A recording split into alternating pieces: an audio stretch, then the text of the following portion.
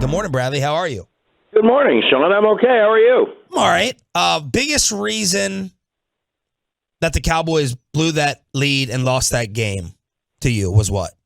Feels like a replay of Green Bay. You know, you want to say, how can you score 34 points and that's not enough? Where was the defense? And yet, just as the biggest problem in Green Bay to me was having the ball at the end of regulation, all your timeouts, 2.5 minutes, don't go kick a field goal and win the game. You got to get a first down yesterday. That's just part of the deal. And when they go 3 and out, that's really problematic. I was in McCarthy. I wasn't in McCarthy's press conference after the game, but I heard it. And he said that they were trying to win the game because if they run and punt, then you still have the same thing. I understand that point of view. I believe when I go back and listen to the tape, which I do every week, I will hear myself say when that ball went in the air for the deep ball on the 3rd and 10, why would you do that? Like there are other options available, but that's you can't quarterback the game through anyone's eyes but the quarterback. So I'm troubled by the fact that they weren't able to get that first down. There were clear defensive issues, but I think those were partly. I think they really missed Vander Esch. Yeah, and I think that we are now figuring out that they missed Anthony Brown, and so. But those aren't going away. So they got to fix those. But you still could win the game if you make a first down.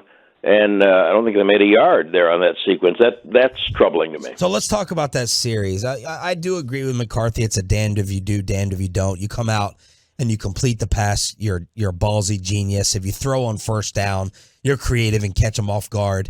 But they're trying to kill clock. So they run it on first and second down.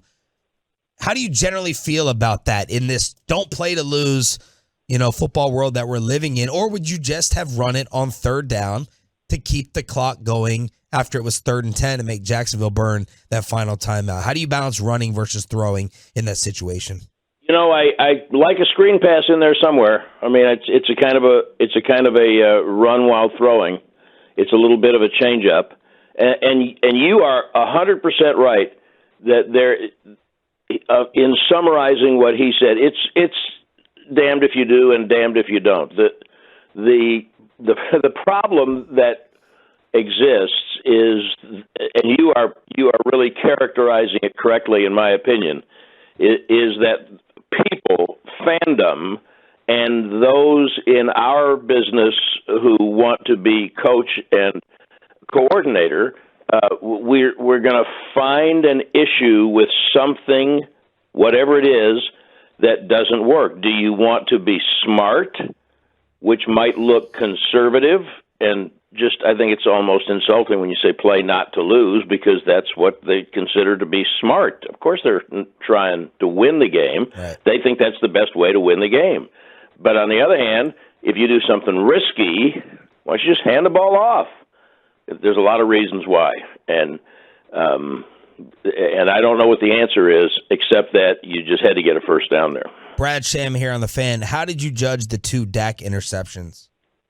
Well, the last one, certainly exactly the way you did. And the other one bounced off somebody too, didn't it? It looked like he got his arm may have gotten hit a little bit. His arm got grabbed to cause it to go over Schultz's head. Yeah. And I was in his press conference after the game, and he, I think that he. I agree with you 100%. I'm not putting the last one on anything but that's football. I mean, when you look at it from ground level, I saw one shot of it after we got home last night where it looks like he's thrown it over the head of an offensive lineman. How in the hell is he, or a defensive lineman? How is he seeing? What is he seeing? But he's seeing. He knows exactly what he wants to do with it. And he said, I threw it low on purpose. And so you just hope that ball's caught. You expect that. It's more than hope. You expect that ball to be caught. and it had a chance to be caught. And I think you're completely right about Noah. Noah made a couple of great plays, and that was one that he didn't make. And the first one, his arm got hit, and he said himself, I was trying to throw it to Dalton, and I think he second guesses now. And this is where you really have to have a mentally strong quarterback, because he second guesses, did I do the right thing? Should I have tried to throw that ball? Should I have tried? And you can't play quarterback that way. So I defend him in that regard, that you have to play aggressively and confidently. And I'll just keep saying, I agree with McCarthy. Their interceptions are not all created equal. And the hard ones to evaluate and the ones you can't live with are the judgment interceptions. And I certainly don't think the one in overtime was a judgment interception. Brad, a few of the reporters asked Noah Brown to talk last night. He declined. I mean, he posted something on social media later. But do you have any problem with a player not standing up there and answering about what happens at the end, or do you think, hey, it's a tough game. He's wanting to get home? Yeah, objectively, Bobby, I have a little bit of a problem with it. They all want. I understand it. I mean, I don't like walking in there when you know what you're going to be facing, and they put everything they have into a game, physically, emotionally, mentally. I certainly understand how they feel. We would not want to be answering questions, but some do, and some of them understand that it's just part of the job when you sign a contract for a lot of money to play professional football, answering questions.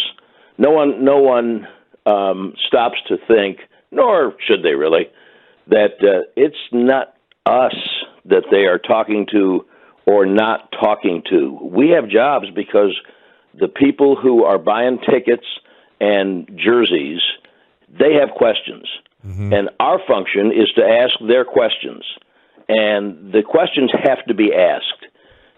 I understand why they don't want to answer them, but maybe I would say, instead of having a problem with someone who doesn't, I certainly have a tremendous amount of respect for the many who stand there and answer questions they don't want to answer, but they understand it's part of their job. Brad, Sham here on 105.3 The Fan. So look, they're 10-4. They've had a very, very good season. They're going to the playoffs after the Giants won last night.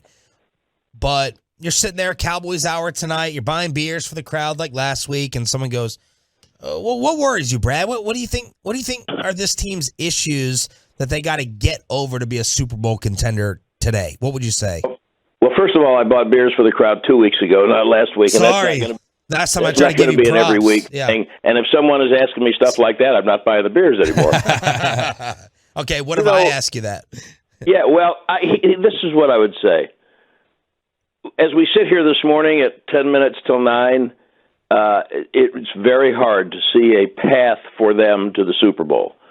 On the other hand, I don't think I really ever saw them being better than Philadelphia. That doesn't mean they can't beat them or won't beat them. Right. I don't think I have certainly since about a third of the way to a half the way through the season, I don't think I saw them as better than San Francisco. Doesn't mean they can't beat them or won't beat them, because things happen in sports every day that we don't think are going to happen. That's why we watch. And one of those things was the game we're talking about yesterday. What's supposed to happen? So they have 3 weeks to figure out what they can do with the personnel that's available and will be coming back. I mean, everybody's got injuries, but I think they've missed Hankins in a couple of weeks, and I definitely think that they missed Vander Esch. And so guys are out. Now they're going to have to figure out what are they going to do to work around those things. And in my opinion, your perspective is 100% right. They're in the playoffs. By the way, if someone can explain that formula to me, I mean, if Washington loses their last 3 games, they are wins their last 3 games, they'll be 10-6-1. If Dallas loses their last 3 games, they'll be 10-7. How that means Dallas be in, and the same is, and it only happened because Seattle also lost Thursday, and they can also be 10-7. So I don't know how Dallas can be in when Seattle and Washington could both. I don't think they will, but could both be. Seattle could be 10-7. Then you'd have to compare. But why does Washington's loss? I don't get it. Okay, I accept it, and that's right. They are in the playoffs. They want to go in on a positive note. We still don't have any idea what that Washington game will mean, or for that matter, when it'll be played. So who knows who will be playing in that game? I think most people would view the Tennessee game differently now than they would have 2 or 3 weeks ago because of how Tennessee is playing. So everyone wanted to make the season come down to this game on Saturday. And I got news for everybody. They weren't going to catch Philadelphia to win the division anyway because of Philadelphia. It just has not lost. They lost the one game. And even if the Cowboys beat them and they're tied, then there's all other kind of tiebreakers. It's like Dez caught it and they would have won. No, there's 4 minutes left. They were going to win the game anyway. So I think the correct perspective for them is they're in the playoffs. And that's a great thing to know because it can affect how you use people going forward. They also understand, coaching staff understands, they need a feel-good. They need to win. They need to play well against Philadelphia and win. And maybe here's a question that you can poll on for the rest of the week for as long as you guys are working until you take a Christmas break. Suppose they go bare knuckles, everyone fighting till they bleed and the last man stands, and lose by 3 to the Eagles on Saturday. Yeah. Do you feel better because they played best? They played way better against clearly the best team in the league, even though they didn't win. Right. They've got to. They're in the. You are right. They're in the playoffs. I don't know what your great confidence would be about their winning the Super Bowl, but things happen. And they've got 3 weeks to figure out a way to put things together to feel good about going in, playing that first game against whoever it is. And then it really is just one at a time. You know anything about Beckham coming here? No. What a sideshow last week was. We spent, and it's kind of the way they all like it. Not McCarthy, he doesn't like it. You know that. Yeah. We spent all this time talking about a wide receiver who's not going to play for a while, and a wide receiver who they got who hasn't played all year, who didn't suit up yesterday, and who's going to be the right tackle. We talked about everything but Jacksonville. Yep. And Jacksonville, the way they played offensively, did not surprise me. So that's the circus that is following the Dallas Cowboys, and it's one of the things that is so interesting and captivating about it. So, no, I don't know anything about Beckham coming, and I'm just want to see if they have Hilton ready, and maybe we can figure out what happened to Michael Gallup yesterday. Player show?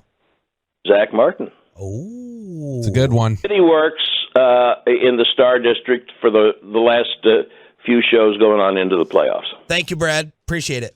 Let's have a great one. You got the Eagles, the Giants, the Commanders, and the Cowboys. Who won the division? Well, still to be determined, Mike. We don't know. Could go any way. Hold on. Is it for real? If Yes. Eagles lose out and Cowboys win out, they would win the division. So all we got to do, realistically, so win Sunday and there's still a shot. Yeah, it's Saturday, but yes. And you know what? The Eagles are due to What? lose. They've only lost one game. Saturday's college Everybody football loses day. more than one. Yeah. So, Dude, this is weird, Mike. To what have odds do you want for the Cowboys to win the division this year? I will accept your bet. Probably. the Cowboys are having 1,000 to 1. The Cowboys are having a good season. Okay, like this is a good season. 10 wins is not a bad season by any Not at all. means. And the stupid Eagles are having an almost historic season. Like that's the thing that really stinks about this is you kind of have to compare yourself to what's in your own freaking division. And that's what's keeping you from being one of the home team playoff teams. So it does stink that the Cowboys are having a good season like they are, even though that was a bad loss. It was. And still be in the situation they are behind the Eagles. Now, another thing that stinks is at 13-1, the Eagles are now off to the best start in franchise history. And Mike, I certainly agree with you that this division is over, and that will make it, it's not technically official yet, Right. but this will make it now 18 years since there has been back-to-back division champions going back to 03 and 04. Great news. You can eliminate the Eagles next year. I mean, I hadn't really thought about it like that until just now. That is an excellent point.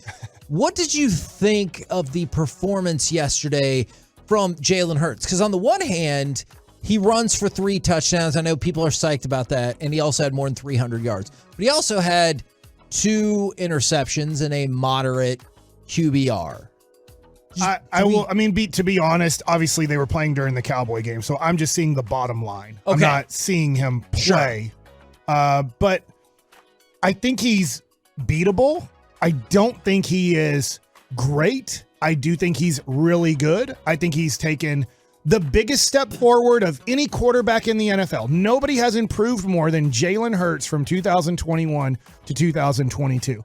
At the same time, I know he can do a lot of things and do them well, but I also don't think he's so great that you're like, oh, S. Like if you're going against Patrick Mahomes Right. and he gets it going, you're just like, I've seen this. No human being can beat him. Do you say OS going against those receivers? Especially like if you're the Cowboys. and Right you- now, yes. I love it. Unfortunately, Kelvin Joseph isn't an NFL football player. would not appear we as don't such right think now. Nashawn Wright is ready to step into that role either. So one of those guys is going to have to guard Devontae Smith or A.J. Brown all game. And then it might be tough to give a whole bunch of help because I do think with Jalen Hurts, you do have to spy a little bit. So that means somebody for has sure. to hold their position. So if you're like, hey, we're going to double this receiver, it's like, yeah, but if you double the receiver, you also can't have a spy. You run out of people. They have weapons at every level offensively. They do. You know, we talk about that defensively at every Yeah. level, but on an offense, like at the quarterback position, you have to worry about him running. And then, you know, like Mike says, you saw the Micah Parsons moment where he was like, who do I cover here? Yeah. What do we do? And they had to learn from it. What will they learn? That's a long way before they get there, though. A.J. Brown and Devontae Smith combined for 14 catches and 307 yards yesterday. Both of them had at least 20 yards per catch. An astonishing day for the wide receivers in a game that was closer than I thought. And when Justin Fields almost broke off his miracle touchdown, they're like, you stepped out of bounds. And so I was like, hey, maybe Chicago's got a shot. And they kept it close for most of the day. But for the better, sad news. The second most bet on over-under of the weekend was Philadelphia and Chicago at 48.5. 73% bet the over. You lose 25-20. It hit the under. You guys want to go Cowboys, Giants, or Commanders? We made the playoffs, baby. Celebrate. Indeed, we did. Now, the Cowboys were the most bet on team for the over-under. Over-under, 48.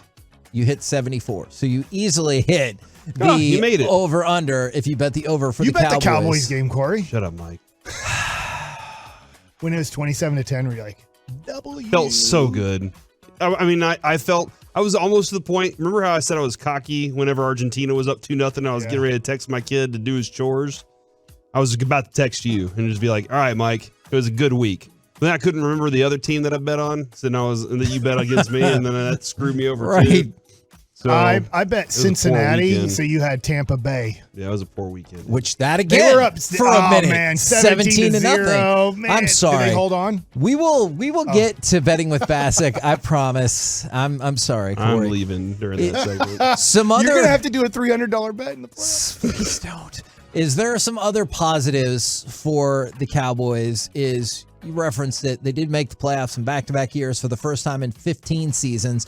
Ezekiel Elliott ran for a touchdown in his 7th straight game, the longest active streak in the NFL, and he joins Emmitt Smith as the only Cowboys players in history to have rushing touchdowns in 7 consecutive games. Another positive for you, believe it or not, CeeDee Lamb now has 8 career 100-yard receiving games. That's tied with Drew Pearson for the second most 100-yard games by a Cowboys player in their first 3 seasons. They are both well behind Bullet Bob Hayes, who had 13 100-yard catches in, Wow. Now, Holy 100-yard games. He could do it. 100-yard games in his first 3 seasons. You know who the next bullet Bob Hayes is? And I'm not joking here. There's a kid at Duncanville who's a sophomore. He is the wide receiver. He's number 4 on the team. He is like the fastest 15 or 16-year-old in the country.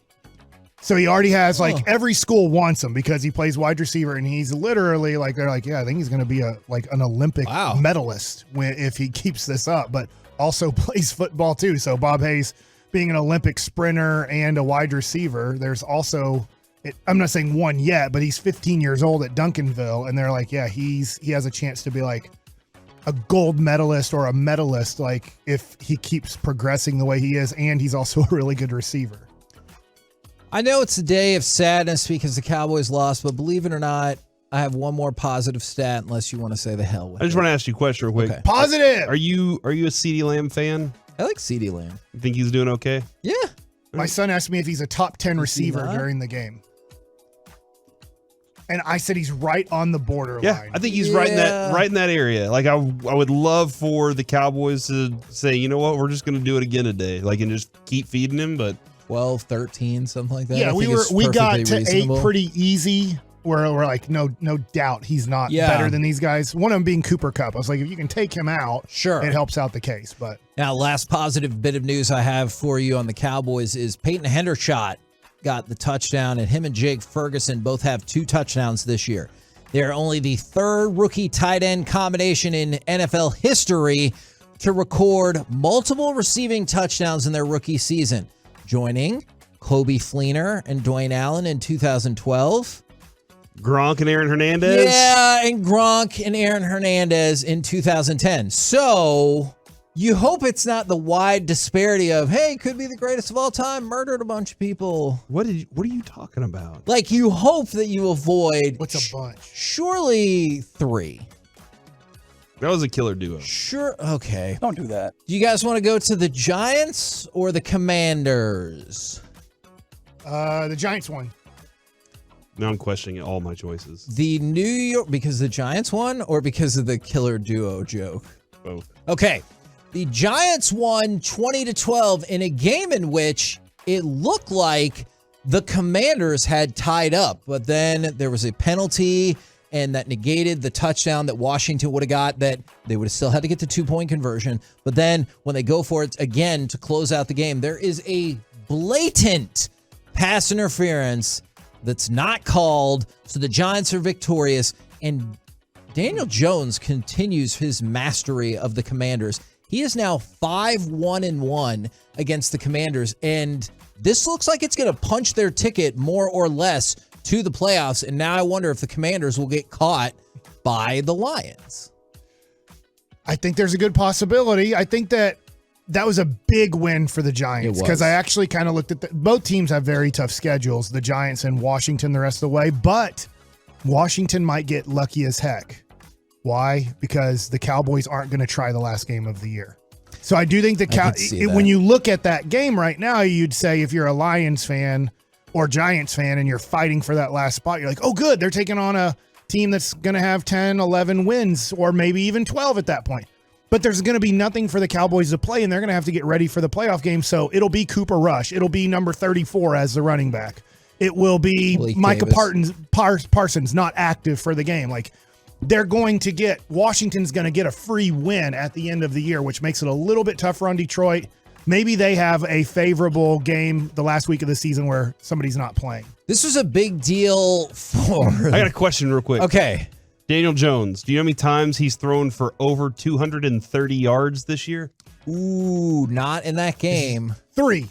2. Almost. Do you know how many times he's 1 thrown for less than 200 yards this year? Ooh, 4. 5. 9. Holy moly. He had one game where he threw for 71 yards. Hey, we're breaking narratives for Daniel Jones. He'd also never won a primetime game. Well, here we are. Until yesterday. So he got the job done, and it's looking tougher, potentially, the path of the playoffs for the Commanders, but they are still in control. Here we are with 3 games to go. All 4 of the NFC East teams are still in the playoffs. What's Washington's schedule?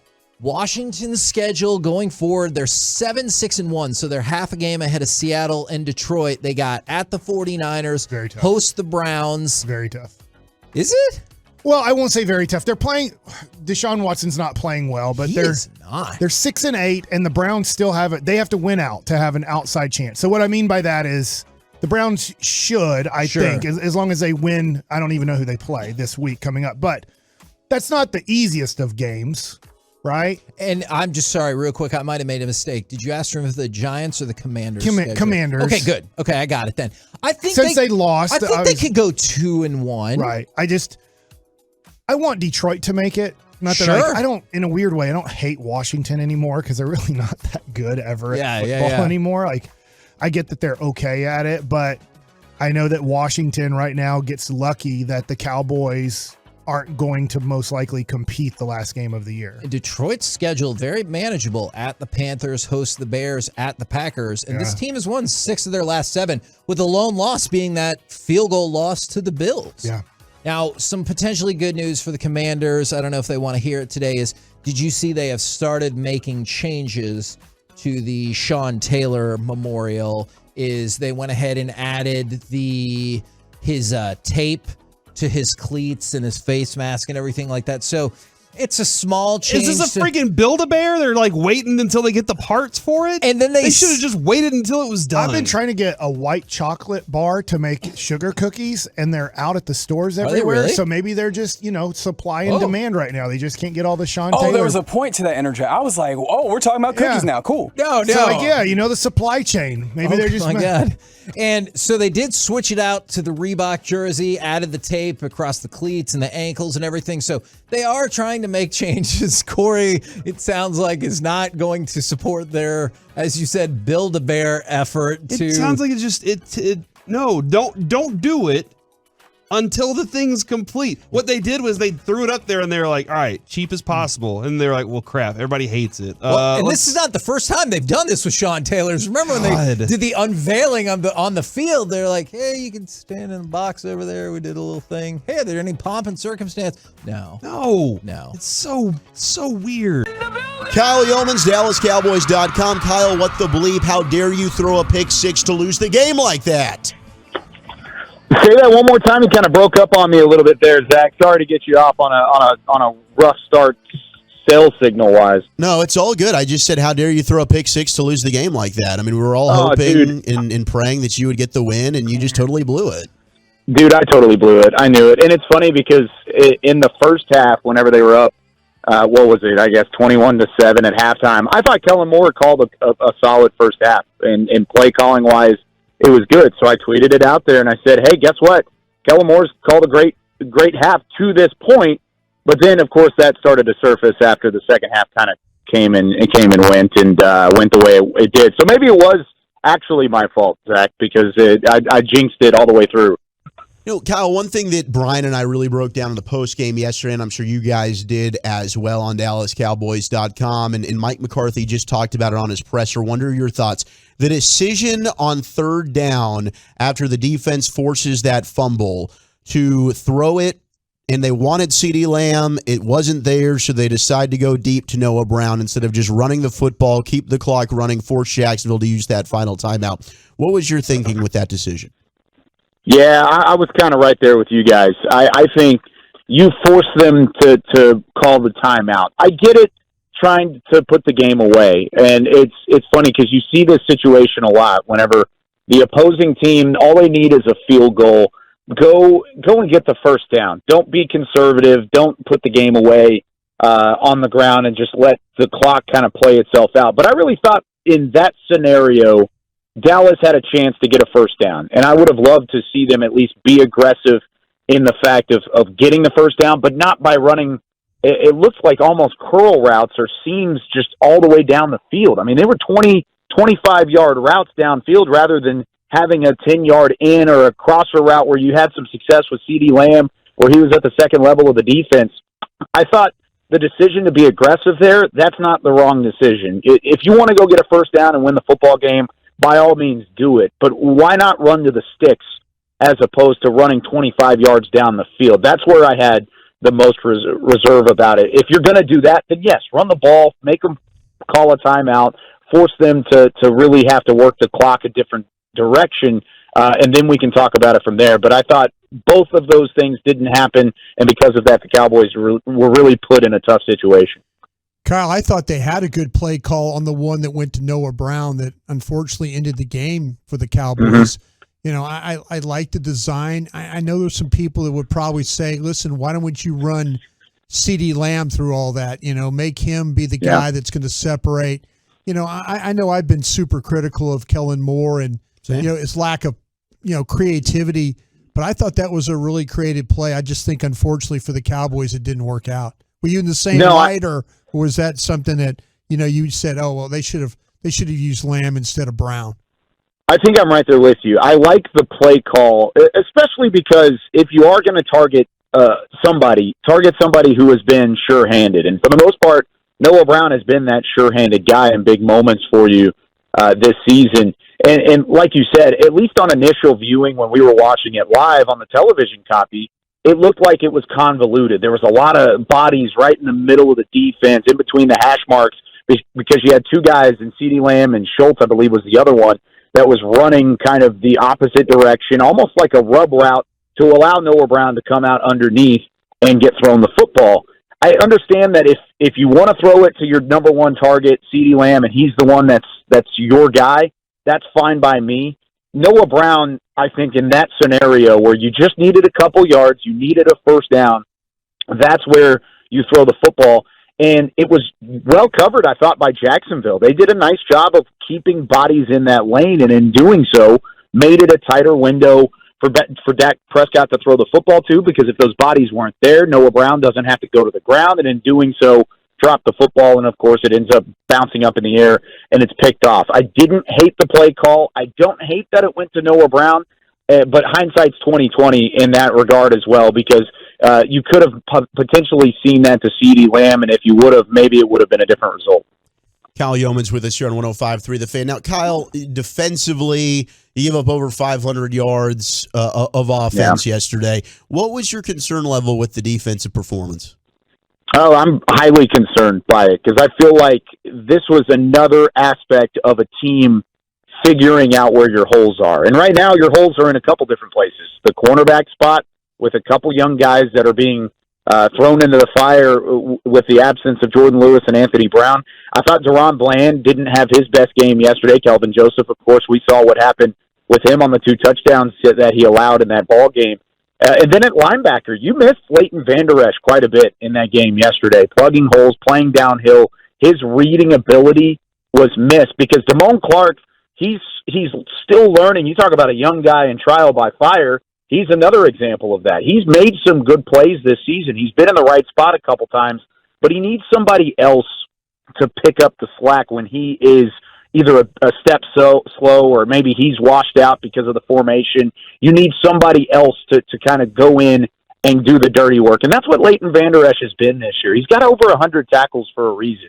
He's been efficient. He's been consistent. And in doing so, now that he's not in the fold, and hopefully he's back in the fold sooner rather than later. I thought the news today about it being a stinger is great news compared to maybe a long-term neck injury again, which is what it was originally feared to be. So hopefully he's back in the fold sooner rather than later, because there are holes on this defense. And it's also misdirection. Jacksonville threw a lot of the same stuff at this defense that Houston did and that Philadelphia did earlier in the season. Misdirection, reads, making this defense, especially the pass rush, think. And when this pass rush doesn't just see ball, get ball, that's when things get convoluted and complex, because you don't want Micah Parsons to have to read a quarterback or read a tailback. You want him to just go after somebody and make a play.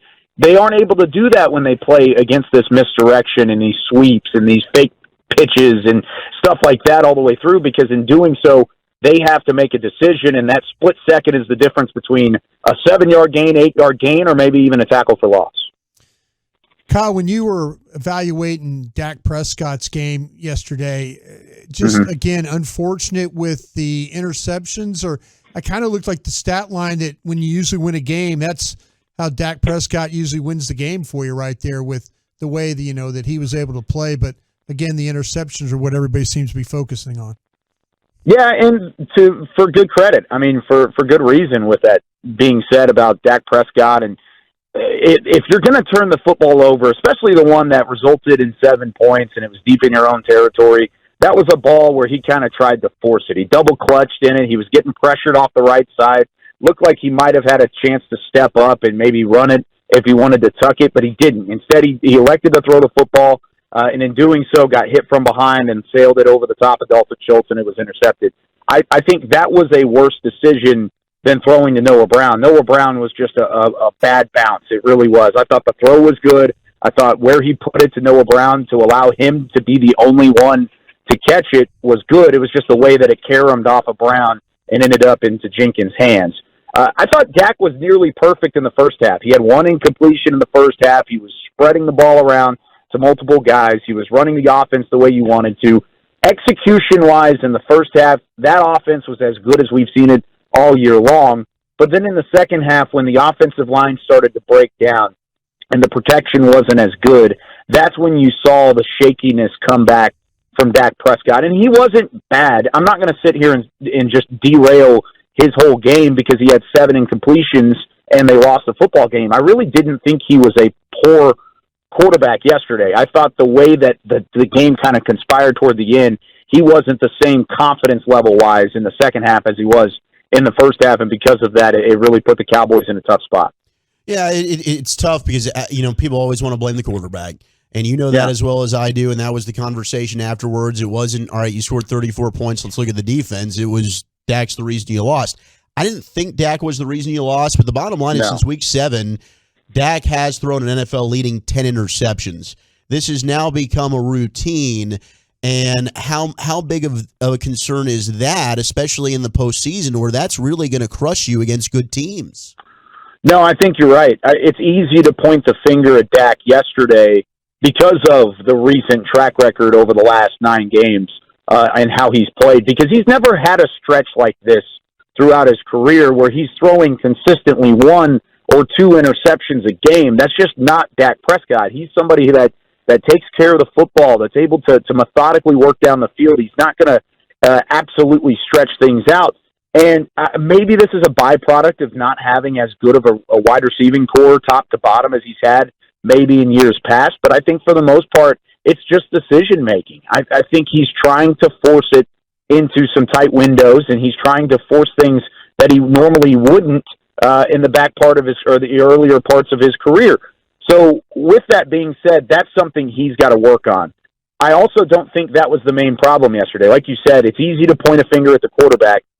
I don't think that's where the blame should go on this game. And even going into the study that I did this morning with it, I expected to put more blame on the offense than I actually did coming out of it. When I came out of looking at the All-22 this morning, I was more so upset with the performance from the defense. I thought there were too many holes, too many opportunities, and honestly, scheme-wise, I didn't think Dan Quinn had his best game calling a defense. I thought Trevor Lawrence and the Jacksonville Jaguars, a team that had just 5 wins going into yesterday, that was a team that made you look silly and off balance through 4 quarters. Even in the first half, whenever they only had 7 points on the board, there were holes scattered throughout the defense through the first and second quarters as much as they were through the third and the fourth as well. So I was more upset with the defense than I was with Dak Prescott in that game yesterday, but that's not to say there wasn't a little bit of blame to go around.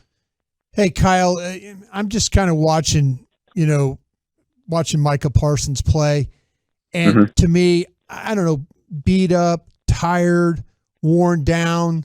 Are you seeing some of the similar things that I am, or do you no, Brian? They're just playing better offensive lines, and that's kind of what it is.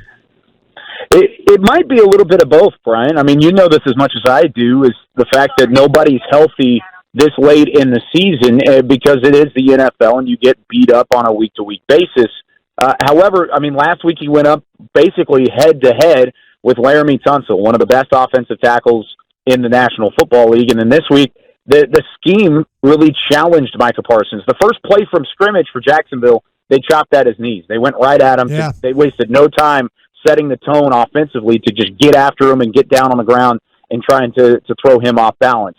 Teams know to scheme up against Parsons, and he still got back there for 1 sack, but I know, of course, if you don't come out with a win, he's not going to be happy with just the 1 sack. He's going to want the win more so than that. I also think maybe there is a bit of fatigue to it as well, because not only are teams scheming up to try and stop him, but you look at Jacksonville's edge rushers, 41, 91, those guys got after Dallas on the edge. They were high motor, high intensity. I don't think you saw that matched from the Dallas edge rush, which is the pass rush that's supposed to be one of the tops, if not the top in the NFL. DeMarcus Lawrence and Micah Parsons, they didn't have that same type of motor and mentality yesterday that we're used to seeing. So I think you're spot on, Brian. I think it's a combination of both. Kyle, before we let you out of here, man, you and I have gotten to do a lot of high school football work together over the years with the high school football season in the books. Yeah. DFW dominating at the UIL State Championships over the weekend at AT&T Stadium. What were your thoughts on the way this high school season ended? Man, it was awesome to finally see Coach Reginald Samples on top. I mean, you and I have gotten to know him over the years and call a bunch of games of his, but the fact of the matter that he is now undoubtedly a state champion. He finally got over the hump of beating Galena Park North Shore. That was so big. And so that definitely put a smile on my face. I also loved it, seeing Alito dominate the way that they normally do, the way that DeSoto was able to use their weapons. And then South Oak Cliff, how about that? Yeah. Back-to-back for Coach Jason Todd and the Golden Bears. I remember sitting in the podcast studio with you at the Star in Frisco a couple years ago talking to Coach Todd when he first got that South Oak Cliff job, and he was talking about where he wanted to take them. Well, now he's not only taken them there, but he's built a dynasty with that being said. So congratulations to all the student-athletes in DFW that came out with medals and trophies, because it was a ton of fun to watch this season. Man, it's Coach Todd two-time now, as he wants to be called. Oh, Kyle, yeah. you the best, brother. Always appreciate getting to catch up with you, and enjoy the rest of the week. Let's go get a dub on Christmas Eve. Hey, sounds good, guys. Thanks for having me, as always.